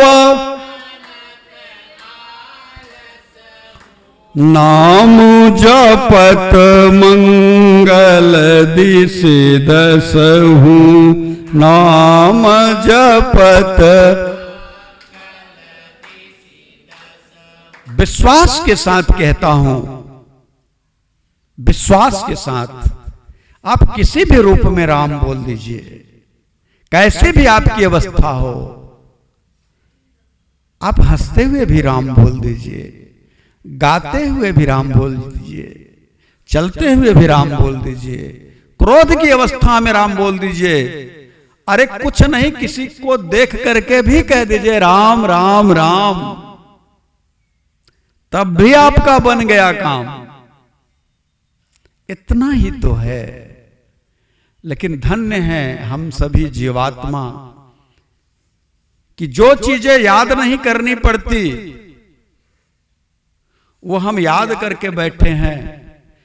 किसी को एक थप्पड़ मार करके देखिए, वो पूरा चैप्टर आपको सुना देगा गालियों का, एक तरफ से सुनाएगा। वो पता नहीं माँ से लेकर के, बाबूजी से लेकर के, बहन से लेकर के भाई तक चला जाएगा, कहां तक जाएगा राम जाने। वो चैप्टर उसको याद कहां से आया? क्या उसकी कोई बुक मिलती है? क्या उसकी कोई पढ़ाई होती है? क्या उसका कोई टीचर है? नहीं। ध्यान रहे, हमारा जो स्वभाव है ना, वो अधर्म की तरफ ज्यादा है, धर्म की तरफ नहीं है। और यदि हम अधर्म की यात्रा करते करते थक गए हों, अब चाहते हो कि अब नहीं, अब बस ये संसार, ये लोग, ये समाज, ये नात रिश्तेदार, भाई बंधु, सबको यदि आपने आजमा लिया हो, सबसे अपनी विपत्ति में, अपनी परेशानियों में दो चार कर लिया हो, अगर आपको ठीक ठाक जवाब मिल गया हो, तो आज से ही, अभी से अपने आप को बदल दो। जैसे सुग्रीव राम की शरण में गया और कहता है, अब प्रभु कृपा करऊ यही भांति, सब तजी भजन करऊ दिन राति। उसी तरह से आप भी प्रभु के, ठाकुर के सामने बैठ जाओ, अगल बगल देख लो कोई है तो नहीं। अगर है तो इसका मतलब अभी आपको शर्म है, और यदि आपको शर्म नहीं है, बेशरम हो जाने वाले को संत कहते हैं। आपको पता है, जो बेशरम हो, जो शर्म बेच खाया हो, वही तो संत है। उसको न मान का पड़ा है और न अपमान का पड़ा है। तो आप प्रभु के सामने बैठ करके कहो, नाथ आया शरण ठोकरे जग की खाके, आया शरण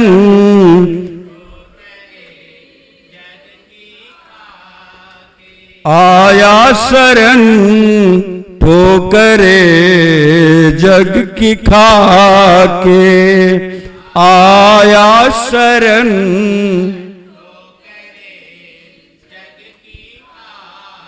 हटूंगा प्रभु तेरी, हटूंगा प्रभु तेरी दया दृष्टि पाके, आया शरण ठोकरे जग की,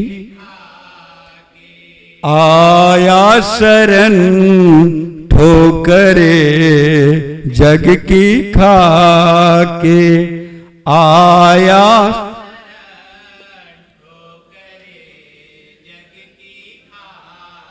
पहले मगन हो सुखी नींद सोया, सब कुछ पाने का सपना सजोया। पहले मगन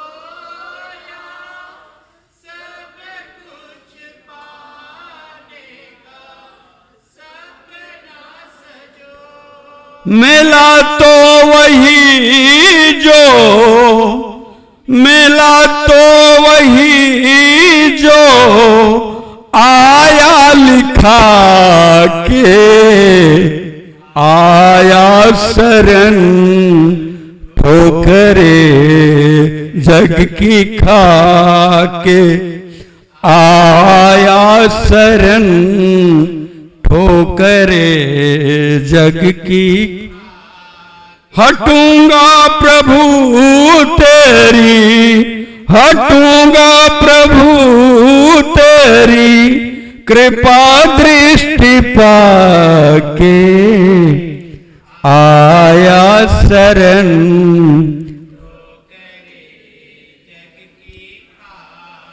इस सत्य को स्वीकार करो प्रभु के सामने। और यह सत्य यदि समझ में न आए तो मैं आप लोगों से एक आग्रह करता हूं, आप किसी वृद्ध के पास जाकर के बैठ जाओ, उनके पास जाकर के बैठो और पूछो बाबा कैसे हो। वो जो वृद्ध हुए हैं कल आपकी तरह युवा थे, वो जो वृद्ध हुए हैं कल आपकी तरह पूरे समाज की जिम्मेदारियां लेकर के ढोते थे। आप जैसे बाल बच्चों के लिए अपने शरीर का एक एक कतरा धूप में सुखा दिया है। उन वृद्धों के पास जाकर के बैठो तो बताएंगे कि हमने परिवार के लिए क्या नहीं किया। वो किया, झूठ बोला, गलत किया, चोरी की, कहीं कहीं बेईमानी करनी पड़ी तो हमने परिवार के लिए किया। लेकिन इन परिवार के लोगों ने जब मैं किसी काम का नहीं रहा तो मुझे एक अलग कमरे में बंद कर दिया, एक कमरा दे दिया, बाबूजी आप इसी में रहो ना। जब हमारे पास सब कुछ था तो परिवार के लोगों ने कहा बाबूजी बादाम के लड्डू, बादाम के हलवा खाइए, कोई तकलीफ तो नहीं है आपको। लेकिन जब हम सब कुछ लुटा बैठे, तन लुटा दिया, धन लुटा दिया, मान सम्मान भी परिवार के लोगों को दे दिया, सामाजिकता भी परोस दी, अब अकेला हो गया, तो वही जब तक मेरे पास पैसे थे पूछते थे कि बाबूजी आप कैसे हैं, वही लोग सुबह से शाम हो जाती है पलट करके पास नहीं बैठते कि इस बुढ़े को चाय भी चाहिए, भोजन भी चाहिए, दवा भी चाहिए, या इनके पास बैठ करके दो शब्द बोल दूं, पता नहीं इनके अंदर क्या क्या चल रहा होगा, कुछ तो बांट लूं। लेकिन ये संसार, ये समाज, एक नात रिश्तेदार, एक परिवार, एक पुत्र पुत्रादि जिनके लिए आप रात दिन मरते हो, ये किसी काम के नहीं है। एक काम का जो था उसे आपने कभी उसे अपनाया ही नहीं, कभी उसे अपना बनाया ही नहीं। ये कौन है? ये मेरे बेटी का बेटा है। ये कौन है? ये मेरे बेटे का बेटा, ये मेरा पोता है, ये पर पोता है। ये कौन है? मेरा नाती है। ये मेरा कौन है? ये फला है। सारे लोगों से आपने संबंध बनाए, एक मेरा राम ही तो है, इससे आपने कोई संबंध नहीं बनाया, आपने उसे बेगाना बना करके रखा।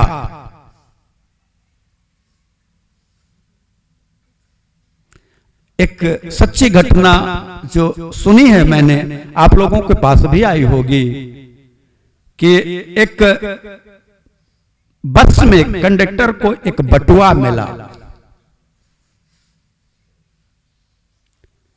तो कंडक्टर ने बटुआ खोला, उसमें कुछ पैसे थे और उसमें भगवान कृष्ण की एक फोटो लगी थी बटुआ में, बाल्यावस्था की।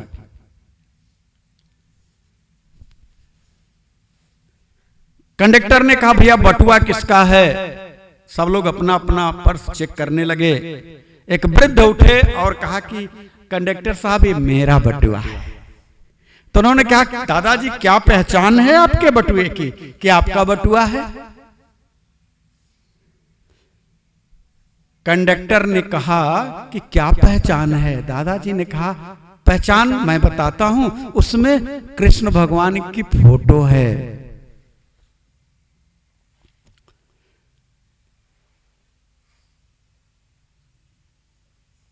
कंडक्टर उनके पास आया और बैठा और पूछा, बाबा आपके बेटे बेटी नाती पोते तो सब होंगे ना? बोले हाँ सब है। तो फिर आपने कृष्ण भगवान की फोटो क्यों रखा है, लगा रखा है? दादा ने कहा, जब मैं बचपन में था तो अपने माता पिता की फोटो लगा करके रखता था। उनका साया मेरे ऊपर से हट गया, युवा हुआ, पत्नी की फोटो लगा करके रखने लगा। पत्नी और हमसे 2 पुत्र पैदा हुए, फिर हम दोनों ने पुत्र की फोटो लगा करके रखी। कुछ समय हुआ बाबा, अब वो लोग बड़े हो गए हैं, कभी वो लोग भी बटुआ में हमारी फोटो लगाया करते थे, लेकिन उन लोगों ने हमारी फोटो बटुआ में लगाने की बात तो दूर है, अब तो उन लोगों ने हमें अपने घर से ही निकाल दिया है। अब तो मेरा गोविंद ही एक मात्र सहारा है। अब मैं उसी की शरण में हूं। अभी तक मैंने अज्ञानता में भाई, पुत्र, पुत्री, परिवार, इन सब के चक्कर में पड़ करके इन्हीं की फोटोओं को अपने बटुआ में सहेजता रहा। लेकिन ये सब के सब समय आने पर हमें धोखा दे दिए। मैंने सुना है कि जिसका कोई नहीं होता उसका गोविंद होता है। और इतना कह करके वो वृद्ध रोने लगे और रो करके कहा, मेरा कोई ना सहारा बिन तेरे, मेरा कोई ना सहारा बिन तेरे, गोविंद सवरिया मेरे, मेरा कोई ना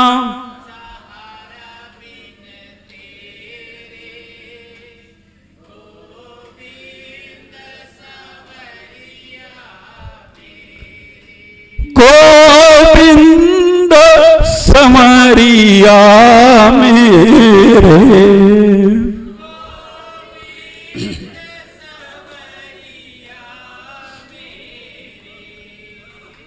गोविंद सवरिया मेरे,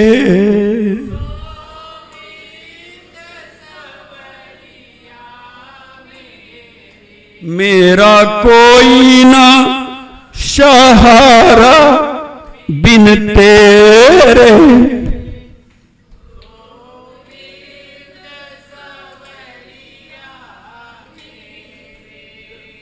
आज की दशा वही है।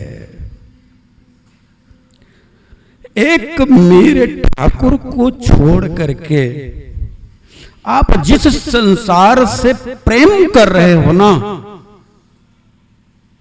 ये सब के सब आपको एक दिन धोखा देंगे।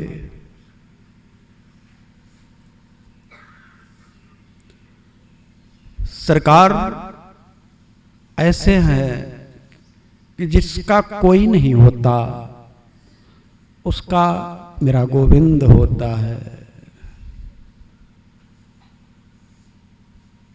न तातो न मां न बंधु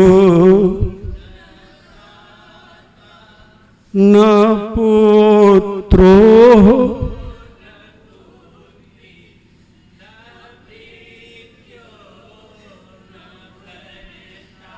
न तातो न माता न बंधु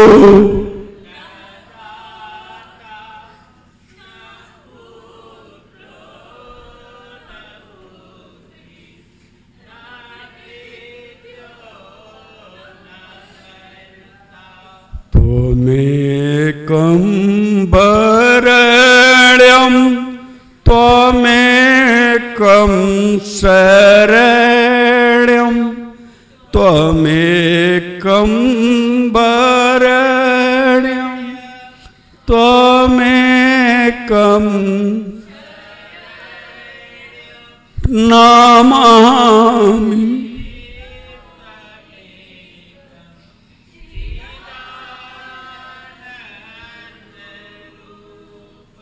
नमामि त्वमेकं।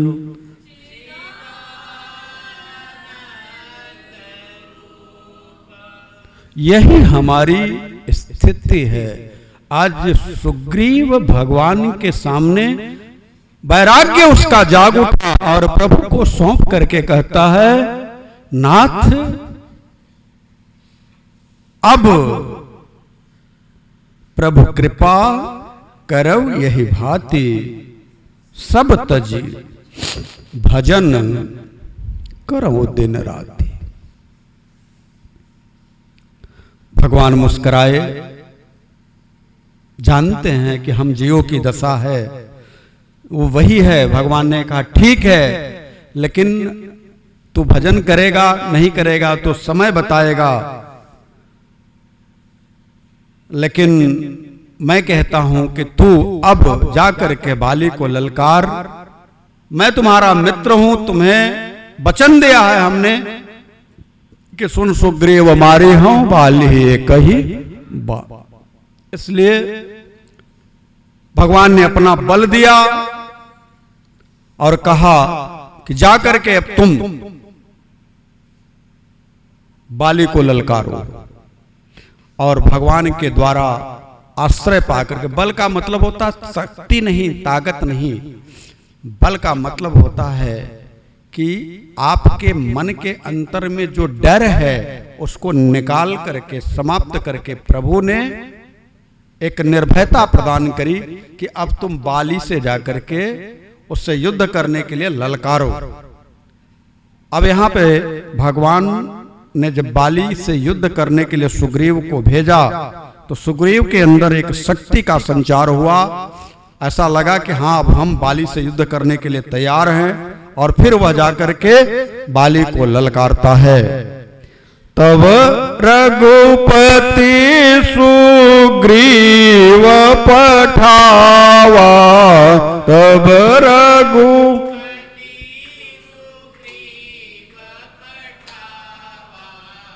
गरज सी जाई निकट बल पावा, गरज से जाई। सुग्रीव बल पाकर के प्रभु का गर्जना किया कि बाली निकल, मैं तुझसे दो चार हाथ करने के लिए तैयार हूं। और जब बाली सुना तो दौड़ा, सुनत बाली क्रोधातुर धावा, दौड़ा कि अरे जो मेरा नाम सुन करके जिसकी धौकनी चलने लगती थी, श्वास चलने लगती थी, आज उसके अंदर ये बल कहां से आ गया। और तुरंत तारा ने, पत्नी ने पति के चरण पकड़ करके कहा, प्रभु पतिदेव रुक जाइए, ये सुग्रीव आपसे युद्ध करने के लिए नहीं ललकार रहा है। सुग्रीव की तो औकात ही नहीं है आपसे युद्ध करने के लिए। ये किसी और के बल से बली होकर के आपके पास आया है।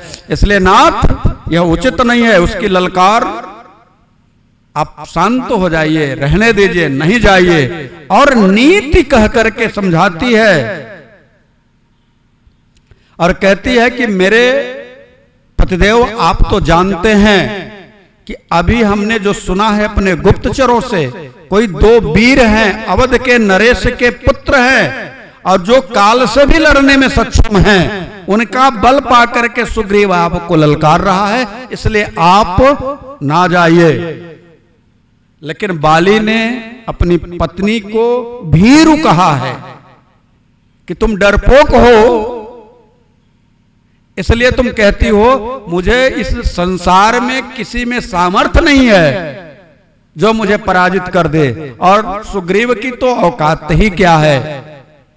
और एक बात, पत्नी को एक शब्द कहता है, देखिए यहां पर इस शब्द को पकड़ा जाए, भगवान के लिए बाली के मन में भी भक्ति है, बाली के मन में भी भगवान के प्रति श्रद्धा है, लेकिन बल है उसके पास तो अहंकार है, अहंकार से वो झुकना नहीं चाहता, लेकिन उसके मन में भगवान के प्रति श्रद्धा है। और पत्नी से कहता है, कह बाली सुन वीर प्रिय समदर्शी रघुनाथ, जौ कदाच मोहि मारी हैं तौ पुनि होब सनात। पालाचित तो मुझे मारेंगे क्यों, वो तो समदर्शी हैं, मेरे में और सुग्रीव में हमारी उनकी व्यक्तिगत तो दुश्मनी है नहीं, और मेरे में सुग्रीव में ऐसा कुछ है नहीं कि उनका साथ देंगे मेरा नहीं देंगे। यदि वो समदर्शी कहे जाते हैं तो मेरे ऊपर भी उनकी दृष्टि उतनी ही होनी चाहिए जितनी सुग्रीव पर है, और यदि वो मुझे मार ही देंगे तो एक बात कहूं, तारा तू पंच कन्याओं में जानी जाती है, अहिल्या, द्रौपदी, तारा, सीता, मंदोदरी, ये 5 कन्याएं हैं, ठीक है, तुम पंच कन्याओं में जानी जाती है। मैं तो तेरा बहुत सम्मान करता हूं, लेकिन तेरे से ही मैंने सुना है कि अभी तक मैं अनाथ था, जिस दिन प्रभु अपने बाण से मुझे मार देंगे तो हमने सुना है कि प्रभु किसी को मारते नहीं हैं, प्रभु जिसको मारते हैं उसको तारते हैं। अभी तक मैं अनाथ था, और जब प्रभु का बाण लगेगा तो मैं सनाथ हो जाऊंगा। और ऐसा शुभ अवसर पाने के बाद, तू मेरी पत्नी है, तू कहती है ना कि ये तो देह जो है आज है कल नहीं रहेगी, तो हमारे जीवन में तो हमने कभी कोई अच्छा शुभ कर्म नहीं किया, और आज ये मौका मिला है प्रभु के सामने जाने का, तो तू मेरी पत्नी होकर के उस मौके से हमको चूकने देना चाहती है, ऐसा क्यों। तारा चुप हो जाती है, और मानस में भगवान शिव की जो वाणी है गोस्वामी तुलसीदास जी के कलम से लिखी गई, वहां पर लिखते हैं, अस कही चला महा अभिमानी, अस कही चला महा तृण समान सुग्रीव ही जानी, तृण समान, सुग्रीव को तृण के समान समझ करके और गया, युद्ध होने लगा, और एक मुका खींच करके बाली ने सुग्रीव को मारा है, एक मुका। गोस्वामी तुलसीदास जी कहते हैं, भीरे उभव बाली अति तरजा, और मुठिका मारी महाधुनि गर्जा। और फिर सुग्रीव के लिए लिखते हैं कि तब सुग्रीव विकल हो भागा,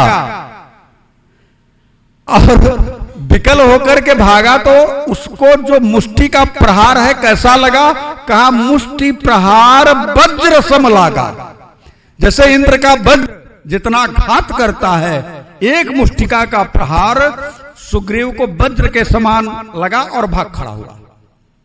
यही तो जीव है, जब भगवान की तरफ चलता है और बाली रूपी कर्म से लड़ने के लिए भगवान की कृपा पा करके कि अब हमको कर्म परेशान नहीं करेगा, एक बार मैं कर्म को निपटा देता हूं, ऐसा मान करके जब चलता है, वह कर्म की एक मुष्टिका पाता है, और फिर जीव रूपी सुग्रीव भाग खड़ा होता है। भगवान के सामने जाकर के हाथ जोड़ करके कहा, प्रभु जब आपने कहा कि सुन सुग्रीव मारी हूं बाली एक ही बाण, और ब्रह्म रुद्र शरणागत गए न उबरहि प्राण, तो हमको पिटवाने का ही भेज रहे हो। भाई अगर आप मारोगे तो एक मुक्का और अगर मार देगा तो हमारा राम नाम सत्य हो गया, फिर आप उसको मार ही दोगे तो हमारा क्या। और जब हमको ही पिटवाने के लिए आपको भेजना है तो फिर आप क्यों कहते हो कि मैं मारूंगा बाली को? भगवान ने कहा, देख भाई, तू दोनों भाई एक ही जैसे हो, इसलिए हमको थोड़ा भ्रम हो गया था। अब मैं अपनी माला तुझे पहना देता हूं। अब बाली में और सुग्रीव में पहचान हो जाएगी, और जब पहचान हो जाएगी, हम पहचान लेंगे कि तू मेरी माला पहना है, तो फिर मैं उस समय बाली को मार दूंगा।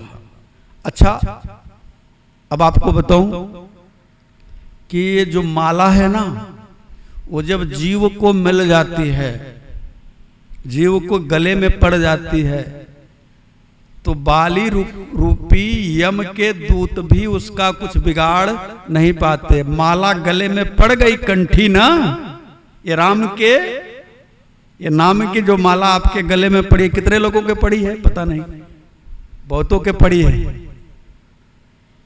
तो जिन जिन लोगों के गले में राम नाम की माला पड़ गई है, वो शरीर छूटने पर उनके पास यम के दूत नहीं आएंगे, उनके पास यम के दूत नहीं आएंगे। भगवान की दृष्टि उनके ऊपर रहेगी, वो भगवान के हो जाते हैं। इसलिए सुग्रीव रूपी जीव को भगवान ने अपनी माला उतार करके दी, कहा ये माला पहन, मैं पहचान लूंगा अब। और भगवान ने माला दे करके पुनः एक बार उसके शरीर पर हाथ फेरा। हाथ जब फेरा उसके शरीर पर, तो जो वज्र के समान घाव लगा था, चोट लगी थी, तो वह शांत हो गया, पुनः उसको नया जीवन जैसे मिल गया हो, और फिर युद्ध करने के लिए मैदान में बाली के पास गया।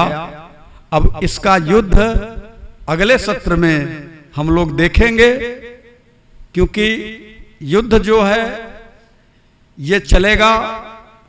हम भी युद्ध अगर चाहते हैं कि कर्म रूपी बाली से युद्ध हमको भी करना हो, तो जीव रूपी सुग्रीव होकर के हम भी भगवान की शरण में जाएं। और भगवान की शरणागति जब मिलेगी, तभी हम कर्म रूपी बाली से लड़ पाएंगे। और भगवान की शरणागति कैसे मिलेगी, ये आप सबको पता है। अपनी कमियों को प्रभु के सामने रखो। और आप में और सबसे बड़ी कमी क्या है? तो आपकी कमी है मौसम दीनन दीन हित, तुम समान रघुबीर।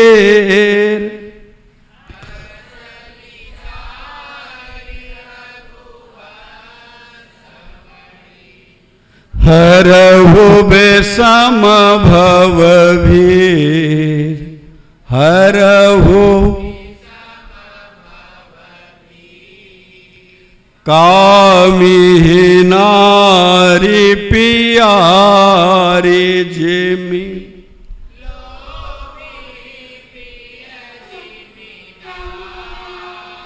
तेमी रघुनाथ निरंतर, प्रिय लागहु मोहि राम, प्रिय लागहु अर्थ न धर्म न काम रुचि, गति न चाहूं निर्वाण, जन्म जन्म यह वरदान नयान, यह वरदान नयान। बोलो अनंत कोटि ब्रह्मांड नायक राघव सरकार की। आज के लिए बस इतना ही। हरि ओम तत्सत।